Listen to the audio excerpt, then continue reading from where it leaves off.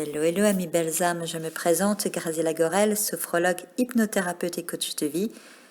Et cette vidéo fait suite à la première vidéo sur la danse dans laquelle je vous en vantais les mérites et les bénéfices. Je vous avais également dit que je vous expliquerais pourquoi j'avais un rapport si particulier avec la danse. Ce moment, c'est maintenant. Donc voilà, j'ai toujours aimé la danse depuis toute petite. Je dansais beaucoup chez moi.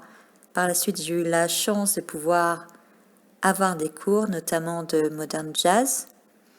Donc je dansais beaucoup, je créais des chorégraphies, je participais à des concours et un jour, en traversant la rue, je me suis faite renverser par un automobiliste. S'en sont suivis des problèmes de santé, des séquelles. J'ai notamment eu un traumatisme crânien, traumatisme du rachis cervical, immobilité des membres inférieurs, problème de mobilité du dos.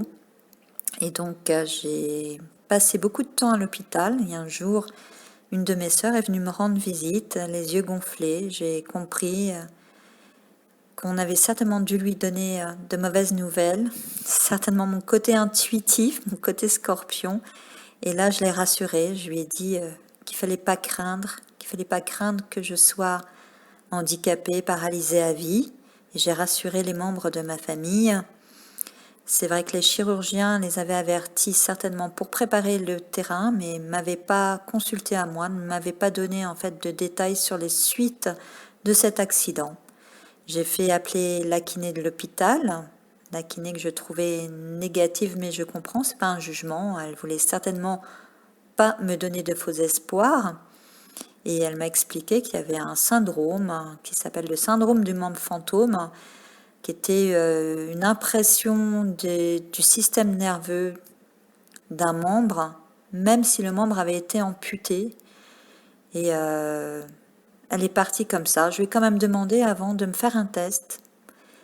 Elle a bien accepté. Elle est partie. Au bout de quelques minutes, elle est revenue avec une aiguille, genre grande aiguille à tricoter. Elle m'a demandé de tourner la tête pour pas regarder et de l'avertir lorsque je sentirais quelque chose.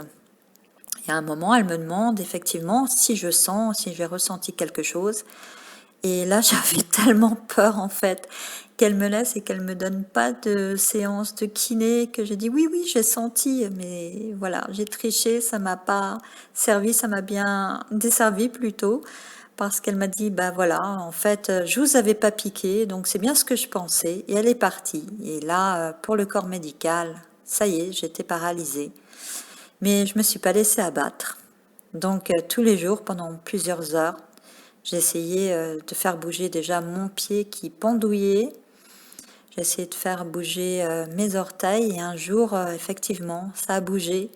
J'ai fait appeler la kiné toute contente qui est venue et qui a constaté. Et là, j'ai pu avoir en fait les séances de kiné. J'ai pu remarcher, j'ai pu recourir, j'ai pu redanser. Alors bien évidemment, j'ai un gros souci à la jambe, mais peu importe, je peux vivre, je peux faire tout ce que j'ai à faire, marcher, je peux danser, et je vous assure, je m'en prive pas. Je m'en prive pas, et peu importe le regard des autres, je m'en fiche. Qu'il y ait n'importe qui dans la salle, en boîte, je danse, je saute. C'est vraiment une ode à la vie. Je vibre toute cette énergie, cet amour, et voilà pourquoi la danse est vraiment importante pour moi. Et surtout, ce que je voulais vous dire, c'est faites-vous confiance. Ne remettez pas votre vie entre les mains d'autres personnes. Bien évidemment, je ne vous dis pas qu'il ne faut pas écouter les médecins, loin de là. Mais on a toujours cette intuition.